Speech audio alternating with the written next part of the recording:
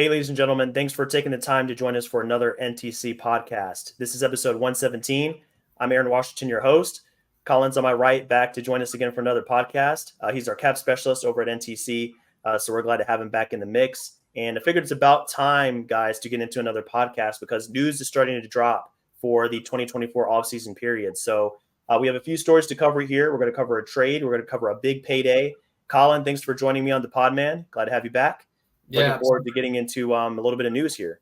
Absolutely. It's been a while, but now that we're in full off-season mode, I'm sure we'll be jumping on a lot. I'll be jumping on a lot more to break these deals down. Love it, man. It's going to be a great summer here. So let's go ahead and get into the first topic of the day. This one's very interesting. I think it was a little bit of a surprise to most of us. We knew that these teams might make a move like this, but not necessarily with each other and for these two players involved. So to start things off, Colin, we're going to look at the Josh Giddey, Alex Caruso trade that the Oklahoma City Thunder and the Chicago Bulls just executed here recently. So this is really interesting because we look at a player like Josh Giddey, who is only 21 years old and still has some untapped potential possibly there, but he just completely fell out of the rotation for the Thunder here in the playoffs just a few weeks ago, while Caruso's value is supposedly at all-time high, coming off of a second-team all-defensive bid here for the 23-24 season. So I first wanted to look at this from the perspective of the Oklahoma City Thunder, because I think most people would say that they got the better end of this deal, at least on paper and at least for next season. So you look at Caruso, what he's done so far. He's a much better shooter than Giddey. That's off the rip. Looking at what he's done here, he's making a little bit more money, not much. For next season, it's going to be about $9.8 million. It's kind of interesting, though. Only $3 million of that is guaranteed. So you look at that, and of course, they're going to pick that up, no problem. I think it's June 30th it becomes guaranteed. That's a no-brainer for the Thunder here. That's incredible value for one of the best perimeter defenders in the NBA. And he shot about 40% from three last season on 4.7 attempts. So just looking at the kind of player that the Thunder are getting in this deal, he can handle the ball a little bit. He can shoot really well. He's going to gain respect from the defense. He's going to harass the opposing team's ball handlers and just be a menace. He's going to be a really tough player and bring some experience for this team as well, for a younger team. So looking at all these facts, I think it's a great pickup for the Thunder. And they can also extend him about 6 months from the day of the trade. So that was yesterday, June 20th. You fast forward about 6 months, we're looking at the end of December, about December 20th for the day that they can extend Caruso for a maximum of 4 years, $80 million. So a big raise coming for him. But for the Thunder, getting a guy like that, it's going to be a no-brainer for them to give him a big extension, keep him around, and really kind of bolster that already elite defense that the Thunder have. They're already about fourth on defense last season, fourth in defensive efficiency. So adding Caruso is just going to make them that much better on that end. And then also just another respectable offensive player. So by all accounts, I think this is a great move for them.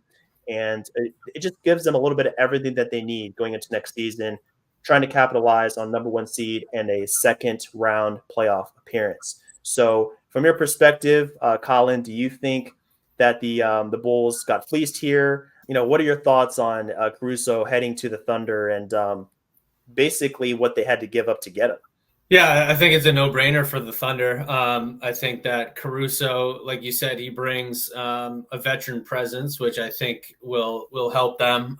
As we saw, I just think that they kind of faded out in the playoffs last year against Dallas, where they were the one seed and they just, there's other issues too, but they just couldn't hit their shots in the end. And you can blame that on just things happen. You can blame that on age, but just bringing another guy in who can perform defensively and hit big shots when needed and just be a better shooter, just trading in Caruso and for Giddey is an upgrade. I just think that's a no-brainer. Now, does Giddey have a ceiling and we don't know what that ceiling is? Sure.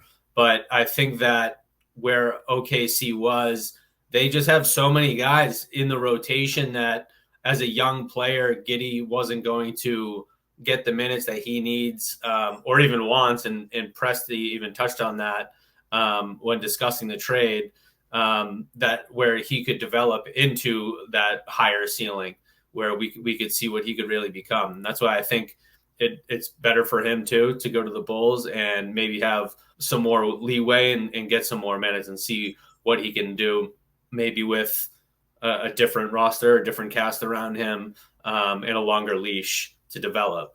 But yeah, I think for OKC and just to actually correct something, I did see that, and we can break down the actual trade mechanics too here. But as far as the guaranteed money, Woj and Bobby Marks reported that it's already been guaranteed by Chicago before they sent it out, and we can go into the numbers and why they would do that beforehand.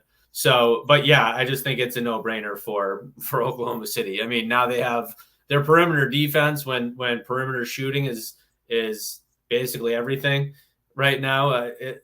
To have Caruso and Lou Dort on the same team, I mean, that's unfair.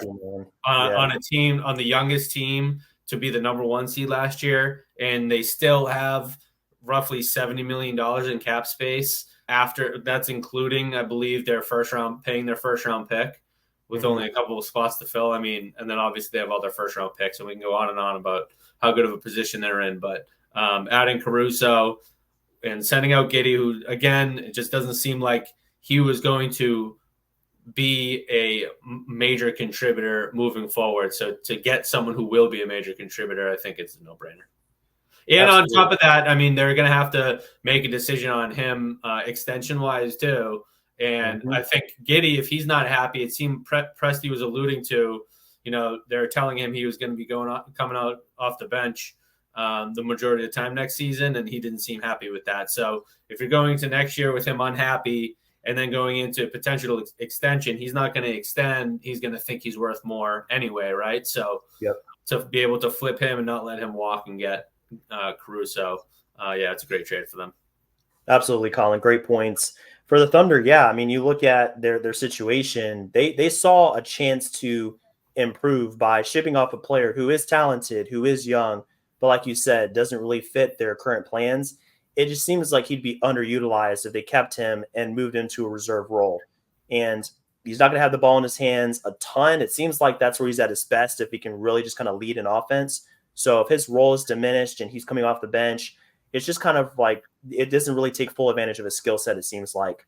And again, just kind of touching on that impending extension, I mean, they had until October 21st to extend him. Now that opportunity falls on the Bulls now, moving on to that team. So now the Bulls bring him in, and they're just trying to see what they have. It's insurance for Lonzo Ball's injury. I read that a little bit as well. Just not really sure if he's going to be a part of that team long term. He does have a player option there. I think he picked up that player option for about $21 million next season. So he's on the roster, but is he going to get bought out? Is he going to get traded? We don't know that. So bringing in Giddey to help kind of fortify that backcourt is definitely a good move for them. Now, there is some potential there. You go back 2 seasons to what Giddey did for the Thunder, and his numbers were pretty good. Very well-rounded player. 16 points a game, almost 8 rebounds, 6 assists. So that's when he had the ball in his hands a little bit more. That's when he had more control over the offense. And, I mean, he can really kind of fill the box score. That's not a problem for him. At 6'7", being able to be a good rebounder, be an excellent passer, be a decent scorer. He needs to refine that outside shot for sure, but he definitely has a lot of skills. So if the Bulls can kind of harness that, put him in the right positions on offense, allow him to be more of a distributor and work with Kobe White in that tandem, that can be a really good opportunity for him. So for the Bulls, I get what they're trying to do here. They're trying to get younger. They're trying to get more potential, more upside. It looks like it's the first move of several for them because, and we talked about this in our group chat, Colin. I mean, if you make this move to get Giddey and you retain those other players like Vucevic and DeRozan, it doesn't really make sense to try to do both of those together. It seems like you're still kind of trying to play both sides. So would you say that by making this move, the Bulls are indicating that they are ready to kind of tear things down and kind of start over in a sense?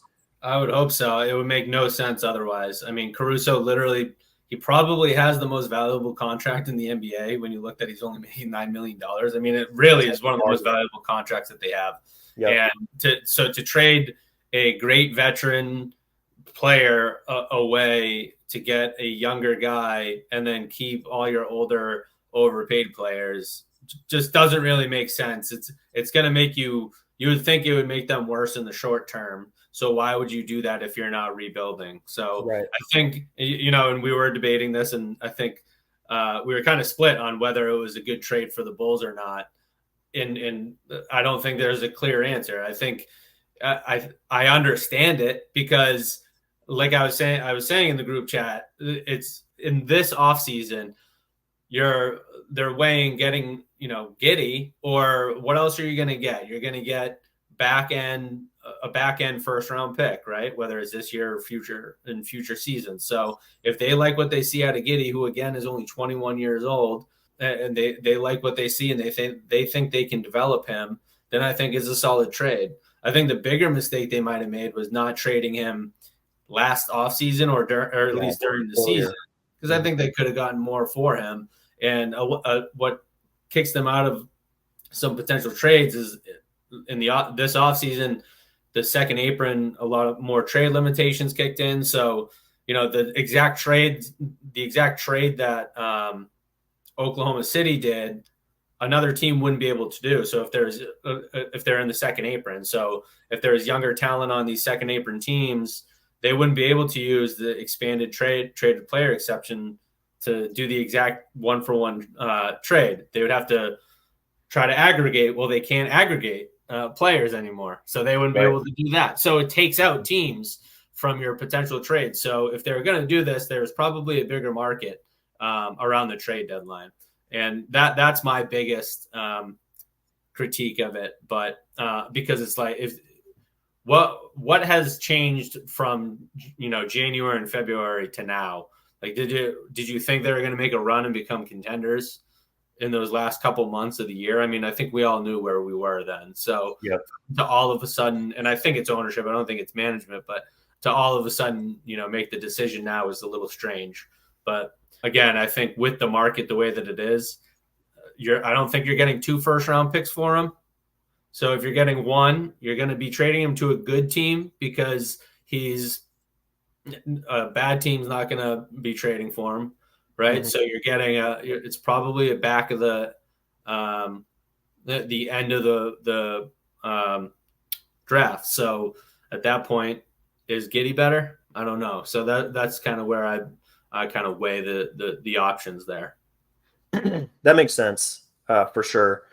Yeah, I mean, with the Bulls, I think you make a good point about them kind of pulling the trigger a little bit late. You look at what they might have had last season, and there were rumors that teams were going to offer maybe a couple of first back then when they had more leeway and, things were a little bit different.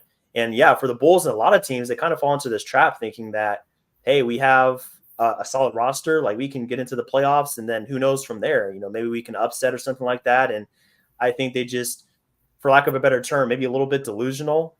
Maybe that's a little harsh, but if you really think you're in that kind of position and you end up not making it, then in this case, it was a second straight loss to the Heat in the play-in. You're really just kind of almost out of luck in that regard. But I mean, honestly, getting Giddey, I mean, it's a worthwhile risk. We'll see how he pans out. I think some people were just kind of wondering if they could have maybe gotten a pick in addition to Giddey. I think that was some of the discourse I saw on Twitter. The Thunder, they have plenty of those to go around. It's not like they don't have the stockpile to be able to accommodate that. So, maybe they could have got a second or something out of it too. Who knows where the conversations were? Maybe they tried and, the Thunder stood pat. Sucks for the Bulls, but I mean, for the Thunder, it's just another win. If you get a player like Caruso and you maintain your number 12 pick in this draft, along with all the future capital that you do have. And, I posted on Twitter yesterday and retweeted it on the NTC page. I had to take 3 different pictures for the Thunder. One was their actual capital, and the other 2 pictures were all the protections and details associated with the picks. So you can just see, if you go to our website, just like how much the Thunder had to work with. It's really incredible. You mentioned the cap space. There's the picks. Now you have Caruso. I mean, they're at worst a borderline contender as it stands without any other moves. So it's just another feather in the cap for Sam Presti. He just seems to nail these trades whenever there's an opportunity to get better and, add capital, whatever the goal may be for him. Yeah. Yeah. And a couple other points. Do you mind if I break down a little bit of the mechanics now for how the trade worked? Yeah. And then, because I think it'll also go more again towards why I thought they might have a bigger market in January. So as far as the guaranteed money and how that all plays out, it's a little tricky when we're in June after the regular season is over, because when we're in June, we're still in the 2023-2024 salary cap year. Right. So when you're dealing with what salary are we dealing with, you take, for the most part, you're taking the lesser of the salary that was earned this year or next year's salary. So what happened was, well, Caruso next year, well, it's all the guaranteed salary is what you factor in. So because they don't want salary dumps anymore, right? So they don't want a guy getting guaranteed $1 million and he's on non-guaranteed 20. They can dump him and then the receiving team can cut him, right? They don't want those types of deals happening anymore. Yep. So with the non-guaranteed money next year, it was $3 million. So the outgoing salary was only $3 million for the Bulls. So what they were able to do instead is they fully guaranteed it, which brought it over the $9.5 million that he earned this year. So now his outgoing salary was $9.4 million. That's why they guaranteed it now. So then Giddey's incoming salary is, $6 and change. So now the Bulls get a trade exception of like $2.8 million. Yep. So that's how it works on their side, and that's why they guaranteed that money. Because then they avoid using, because otherwise what would happen is you take the lesser of the guaranteed money, right? Mm-hmm. You would take the $3 million, then they would have to use an expanded trade exception, right? And then at that point they're hard capped at the first apron for next year. That's one of those tricky things that happens. So now what happens with Oklahoma City, you look at it from two different points of view. On Oklahoma City's side, it's the incoming salary that comes in. It's going to be that the salary for this year, the $9.4 million. Well, they do have to use the expanded traded player exception to bring him in.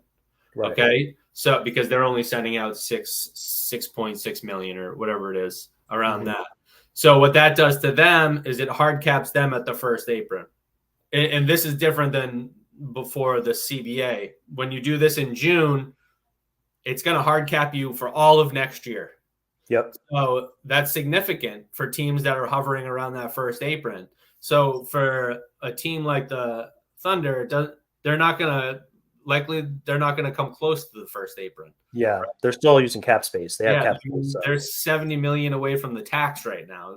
Yep. So they're fine. So it doesn't bother them. But if other teams needed to use that expanded, even if they had the exception to use, if they're hovering right around the first apron, they don't want to hard cap themselves. So they're not going to do it because they lose a lot of flexibility.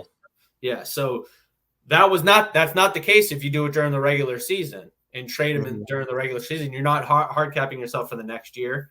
Yep. So again, it might limit your market in those types of ways. And that's kind of where I was a little, it would just be interesting. And again, we're not in the rooms. They may have had calls during the season and there was nothing there which I doubt. And then, in the off season, they just love Giddey and that's what they wanted. But I would guess that the market is a little bit slower just because of those specific rules and the limitations that you have at that point. Right.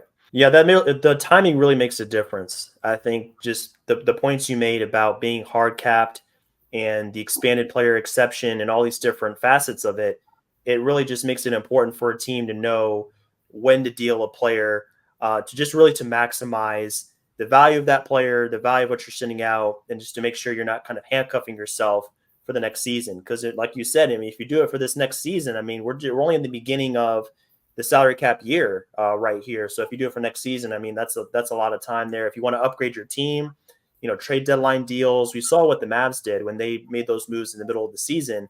If you try to do something like that, you're even more limited in what you can do. So that's a great point there. And I think a lot of our people watching this will learn a lot from that, and they can kind of use that to make more sense of what's going to come down down the pipeline, future deals. It's really going to and just to remind people, because people hear first apron and second apron, and if you are over the first apron, just a couple of the major restrictions that you're going to have now is one, that I keep saying, this expanded traded player exception that essentially allows you to bring in more salary than you're sending out in a trade. Mm-hmm. So if you go over that first apron, you're dollar for dollar now.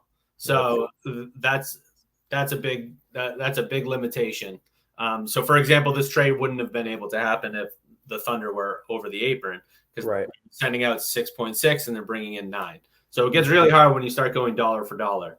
Now, when you're over the first apron, you can aggregate a bunch of contracts to make it go dollar for dollar, right? You can have a 5 and a 5, send out 10 to bring in one $10 million contract. If you're over the second apron, you can't even do that anymore. It's one contract for one contract, dollar for dollar at that point. So I just wanted to point that out, because I started saying things assuming people know it, but there's so much out there, and it gets confusing. Yeah.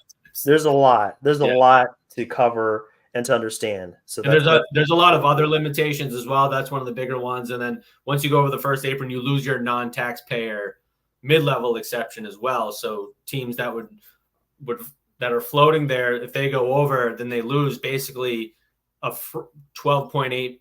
I think that's what it's going to be this year. $12.8 million to sign a free agent. I want to remind everyone that Colin has written about this. There's actually a new article on our website he posted about 10 days ago, and he really goes into detail on some of the CBA changes that we're going to see as we transition into the next salary cap year, as this month winds down and we get into July. So I highly encourage everybody to check that out. Just go to our website under articles, and you will see Colin's piece about all this. So if you guys want to know more about what's going to change here, such as what we just talked about already, we're actually going to get into one of these points here. This next topic is going to be really relevant to this whole conversation. So Colin, let's get into the second topic here. And this is going to factor into one of the other changes that you mentioned in your article. It's going to be the fact that free agents can negotiate with their current teams right after the NBA Finals. So the Finals wrapped up just a few days ago. And in the aftermath of that, we saw a new contract be presented to Malik Monk of the Sacramento Kings. So he is going to sign a 4-year, $78 million deal. The real cherry on top for him is the player option in 27-28. So that $21.6 million is going to be player option. He can opt out after 3 if he so chooses. So this is the 3+1 for Malik. Just a little sweetener, extra flexibility. So if he decides he wants to test the market again, he has the ability to do so. So I think it was Bobby Marks reported earlier that the Kings were about $16.4 million below the tax before this agreement. So they're really kind of using that flexibility in order to sign Malik to this deal here. And this was their real first order of business for this offseason. There's probably going to be a couple other moves. At least I would hope so. This team definitely has some limitations, and they're not quite a contender. So they're probably going to make some more maneuvers here to try to bolster their team. But, I mean, they really needed to keep Malik Monk around. In my opinion, my humble opinion, he was the best sixth man in the NBA this past season. Averages of almost 16 points a game, 3 rebounds, 5 assists. By far his best season in the NBA. Shot 37% from 3. Didn't start a game, but he plays starters minutes. He's a huge part of that team. A 27% assist rate last season. Career highs in assist percentage, assist to usage ratio. He had some incredible scoring games. There was a 39-point game that he had when they played the Timberwolves in the second half of the season, and he had 35 of 39 after halftime. We actually talked about that on a former podcast. So just looking at what Malik brings to the table for this team, this was a no-brainer. You give him the max amount of years. You give him the max amount of money. You maintain a guy that, yes, he comes off the bench for that team, but he is a starter-level player, and he is not only a scorer for them, but he's a very high-level distributor for them. So there's a lot of pick and rolls that he'll run with Sabonis and some of their other big men. He is great with just handling the ball, just keeping things flowing, really being a point guard for them. and he can play alongside Fox, but he can also lead the charge. So just looking at what everything Monk brings to the table for the Kings, it's pretty clear why they made this deal. So as soon as the season ended, they said, "Hey, Malik, this is what we can offer you. What do you think?" And you saw the money and you said, "Hey, that sounds good to me." So win-win for both sides. I look at the dollar figures for every season. You're looking at an average annual value of, I would say, about 19 million. So I think for a six man of the year type guy, very reasonable, seems very fair to me. And maintaining a guy with that much talent is only going to be a win for the Kings. So now it's just about what they're going to do to follow this up. But I think it was a great deal. It makes a lot of sense. What do you think on your end, Colin, as far as seeing this deal, seeing the value? Do you think this was a no-brainer for the Kings? Yeah, I think it was definitely a no-brainer for the Kings. It depends as far as ownership is concerned, and being, because now they're hovering right around the tax. They'll be over the tax when they fill out the roster, unless they make some moves. So it'll be interesting to see what kind of moves they make. If the moves are going to be to decrease the salary to get under that tax, or if they're going to go big and say, look, it's time to go in and get into the tax 1 year. Because I think if they sign their pick and with all current contracts, they're like right at the cap, and then they have to fill in a couple more spots. So they're right around it. They could make moves. Herter, that contract might be something that they could look to move to clear up some space. But one key important point of all this is that the tax doesn't affect the team until the last day of the regular season. That's when they really take a snapshot of, okay, this is your team salary this year. And then this is what they make some adjustments, but this is what you're either going to pay in tax or you're going to get a revenue share. So if they can start going through the season over the tax, it's not going to affect if they're a quote unquote tax team or not until the end of the regular season. So hypothetically, they could go into the season just over the tax, see where they're at as far as being a legitimate contender in the West. If they think that they're going to, really be a contender, they can go all in and stick with the team and even build on it. And if they're really kind of falling apart, then they can unload some salary and get under the tax. And that's where the flexibility will come. So that's probably what I assume they would end up doing, especially in the off season. They can keep looking for other deals. Like I said, I think that Herter, I could see Herter getting moved. He didn't have the best year last year. If they can move him and some picks and get someone else in, maybe to help defensively, I think that would be big for them. But as far as the Malik contract is concerned and where they're coming from, I think like you said, I think it's a no-brainer value-wise for them. That kind of money these days is nothing. It's not bad at all. Yeah, I mean, in 2 years when the cap goes up another 10%, and he's, let me see, he's going to get paid estimated. He'll be getting still under $20 million, and the cap is going to be, roughly 150. I mean, that's really nothing for a six-man. Probably should have been six-man of the year last year. And then I think he's in a good situation. I think he might have taken a pay cut depending on if he went into the open market. The problem is that there's just not a lot of salary. He's in that mid-range, and those guys just don't get paid anymore because everyone's in the cap, right? Yep. So if you enter free agency, it's like, how many teams have the cap space for you to come in and play and pay more than what he just got paid? That's the toughest part. You got to think that someone would be out there, but then it's like, well, do I want to go to that specific team? I think that Orlando might have been a good fit. Philly, if they're not making a big splash with Paul George, I think he would have been a great fit there and probably would have gotten paid more money. But I think he's set up great. He is obviously a great fit there. And then, like you said, he's a 3+1. So he gets out, I think, in his year 29. So right in his prime. Yeah.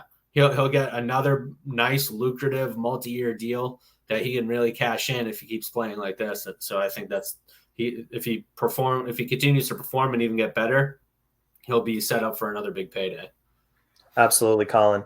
Looking at the percentage of the cap that Malik's deal could take up in 2 years, I'm looking at it right now on our website.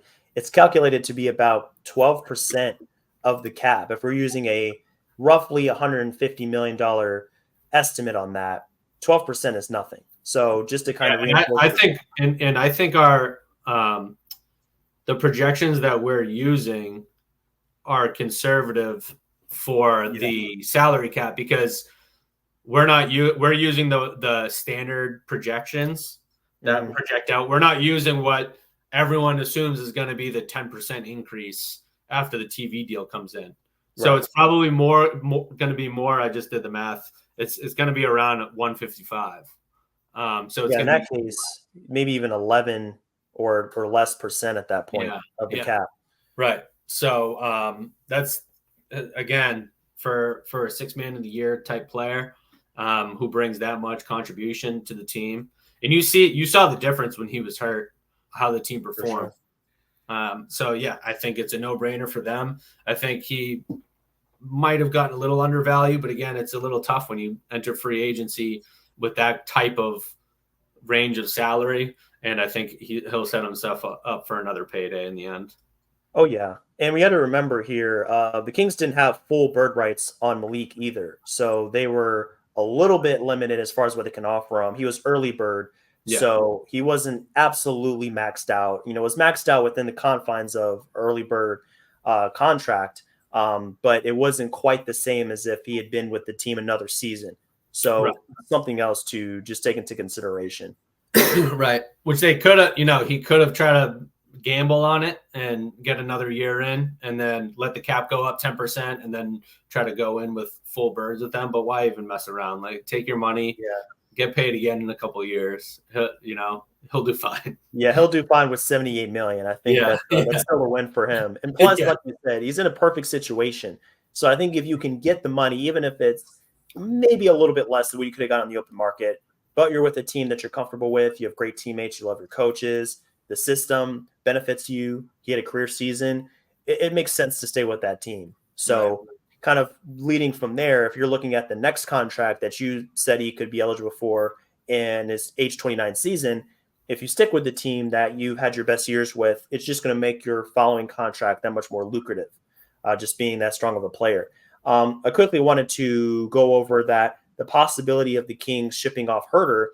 You look at his contract, I mean, he's owed about $42 million over the next 2 seasons. So looking at that, and then, the fact that he was hurt towards the end of the last season and kind of shifting gears over to who replaced him, Keon Ellis had a very strong end to the season. So in their minds, maybe they've come to find out that Keon Ellis, with what he brings to the team, is just as valuable, if not more valuable, than what Herter offers, making whatever the percentage is more, like vastly more money. I mean, Keon is in veterans minimum territory as far as what he's making. And this coming season is not even fully guaranteed. So you look at his value to the team, less than $3 million. Maybe it does make sense to ship off Herter and try to fill that position or kind of shift gears and maybe find a player that plays a different position to fortify the team, maybe save money. You mentioned that they're going to be at the tax. So there's a lot of different things they can do with Herter having 2 years left and having that type of money. It gives them a lot of different options there, especially if they think Ellis is the future in that backcourt along with Monk and Fox.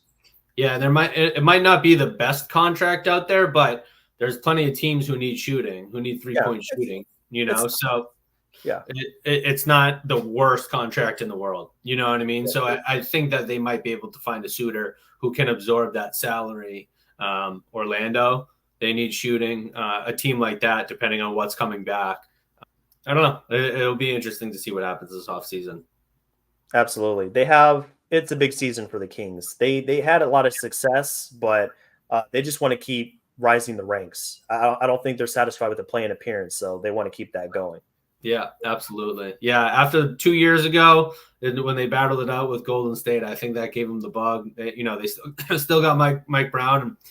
They played well last year, but they're just missing something. They need another piece to get them over the hump into true Western Conference contenders. I think they need one more key piece. Yeah, we need to keep an eye on them because I think, like the Bulls, they're not done. This is just the start of their offseason. So, Colin, thanks again for joining, man. Your insight into the cap is always appreciated. like I mentioned before, definitely hit up our website if you guys are curious about some of these changes that are occurring within the CBA now that we are crossing over into a new salary cap year. It's very interesting, and it's going to explain some of the deals that will be coming once we do hit free agency. But yeah, we thank you guys for joining us. And Colin, I'm sure we'll be on again here soon. There's a lot more news to come. So appreciate your time, man. And I'm sure we'll do it again soon. Always fun. Have a good one. So, guys, be sure to check out our website, No Trade Clause, one word, on Instagram, No Trade _clause on X, and also check out our YouTube page. We'll have a lot more content coming your way. So we'll catch you guys next time. And until then, take care and enjoy this off season.